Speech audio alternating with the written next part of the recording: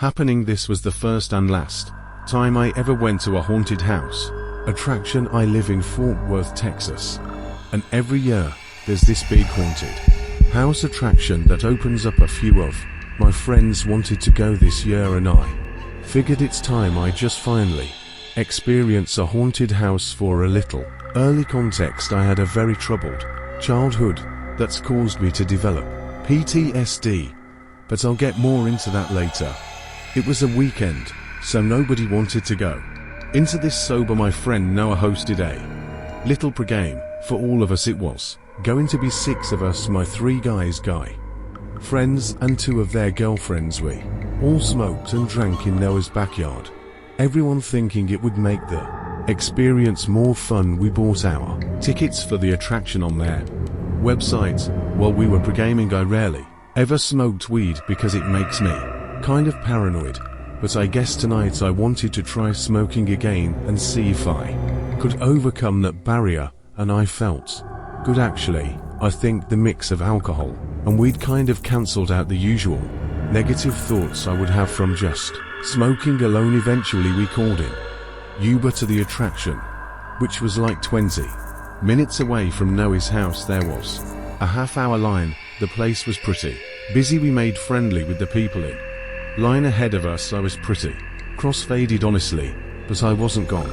Like I remember just about everything that happened. When we got to the front, I started feeling a bit woozy, but I didn't say anything to my friends. We entered the haunted house, and from the start, there was a lot of screaming and intensity. The actors were really good, but intense, and it was starting to give me anxiety. I was starting to realize how not okay I was, and how much of a mistake getting high was. One of the haunted house actors must have realized how scared and quiet I looked, and he chose to get in my face, trying to scare me, yelling and making noises. I'm not going to lie, I was starting to internally freak out, but I was trying to keep it together in front of my friends. This haunted house was going on for what felt like forever, and in my condition every single jump scare made me almost my pants. All the flashing lights and fog really made this whole experience even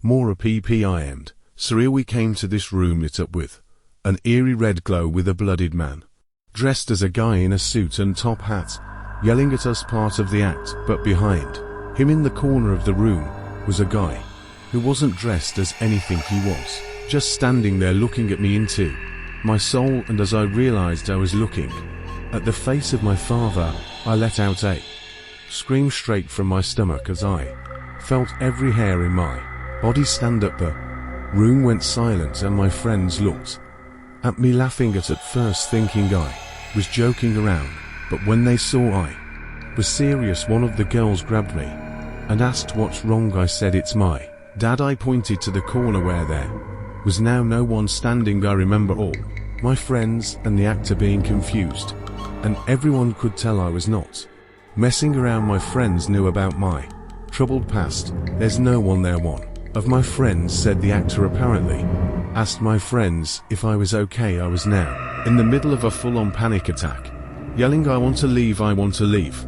Noah left with me through a side exit, and he sat with me while our friends finished the attraction. It wasn't cheap, so I wasn't going to make them all come out with me. As we sat outside the place, Noah told me I shouldn't have smoked so much, as he tried to assure me that my dad wasn't in there, it was just hallucinating. So my father used to abuse my siblings, and I'm the oldest, so I remember the most of it. He left us and our mom one day and never came back. When I was 10, my close friends know about this to a certain extent, so I didn't have to explain to Noah. When our friends were done, they met us at a Wendy's nearby where I was just trying to eat to help calm me down. I was embarrassed, but my friends didn't judge, thankfully not to my face. At least I went home earlier than everyone else. I didn't want to spoil their nights. When I got home, I knocked out right away, I guess because